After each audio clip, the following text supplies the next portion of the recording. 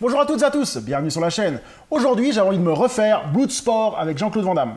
Alors Bloodsport, c'est quoi pour moi? C'est un film phare de Van Damme des années 90. Hein. Il m'avait marqué, je crois qu'il est sorti en fin 80, 1987, voilà. Donc moi, je l'avais vu en 90, hein, qui m'avait vraiment marqué. C'était innovant à l'époque. Hein. Van Damme faisait des films de combat, mais là, c'était incroyable avec le comité, avec... tous les coups sont permis. C'était d'ailleurs bien avant l'UFC, hein, qui est sorti dans les années 93-94, je crois, l'UFC. Donc ça n'existait pas réellement. Enfin, ça n'existait pas dans le monde asiatique, dans le monde européen et le monde américain. Le monde asiatique, il y a eu 10 fois mieux que ça, il faut être honnête. Hein. L'asiatique, niveau combat, il n'y a rien au-dessus. Et donc ce film m'avait vraiment marqué. Je pense qu'il a mal vieilli. On va lire un peu le synopsis, puis on va voir ça. Frank Dux, champion américain de karaté, n'a qu'un seul but, qu'une obsession. Remporter le comité. Un tournoi clandestin d'arts martiaux organisé à Hong Kong. Une rencontre où tous les coups sont permis, y compris les coups mortels. Jean-Claude Van Damme, éblouissant successeur de Bruce Lee. Oh putain la vache.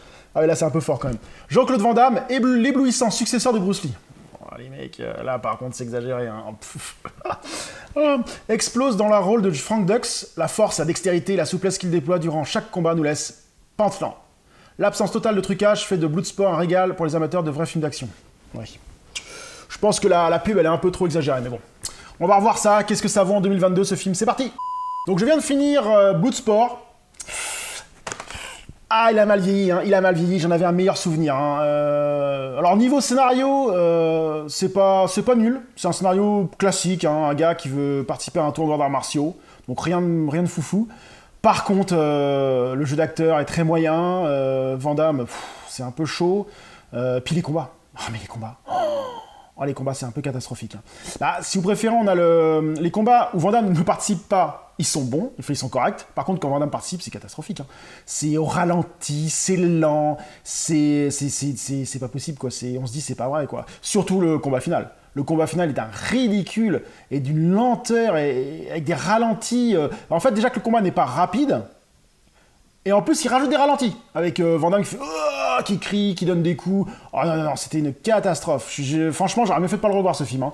Je suis vraiment déçu, j'avais un souvenir vraiment pas mal. Mais là, c'est une catastrophe. C'est une catastrophe. Non, là, on se croirait sur Nanarland. Hein. Nanarland de Van Damme, quoi. Donc, c'est vraiment dommage. Je pense que ce film mériterait un remake. Hein. Un remake avec un acteur plus speed de Jean-Claude Van Damme. Avec carrément un acteur qui maîtrise beaucoup mieux que lui. Hein, parce que Van Damme, c'est un peu du flanc. Hein, faut être honnête. Hein. Alors, c'est pas... Franchement, Van Damme a fait meilleur. Hein, a fait mieux que ça. Donc, je pense que... moi, je me rappelle d'un Universal Soldier qui était au-dessus de ça et d'un Kickboxer. Alors, par contre, je me rappelle. Hein. Donc, je me les ferai sur la chaîne parce que ça se trouve, c'est aussi pourri que ça. Hein. Enfin, pourri. Honnêtement, ce film n'est pas pourri. Mais c'est à classer dans les séries B bas de gamme, quoi. Les combats sont... Je vous ai parlé l'autre fois de Best of the Best. Il est au-dessus de ce film. Hein. Il est au-dessus de ce film niveau combat. Il n'y a pas photo. Hein. Donc non. Non, c'est un film de Van Damme qui est maintenant fait partie du passé, qui a marqué une génération à l'époque. Une génération d'adolescents comme moi qui étaient fans de Van Damme et je pense que maintenant c'est plus possible quoi. C'est un film qui est vraiment médiocre, surtout le combat final hein, donc je vous déconseille ce film en 2022. Si vous êtes fan de Van Damme, regardez-le, mais je pense que vous allez être vraiment déçus si vous l'avez pas vu depuis plus de nombreuses années. Hein. Donc sur ce, je vous dis à très bientôt sur la chaîne. Salut.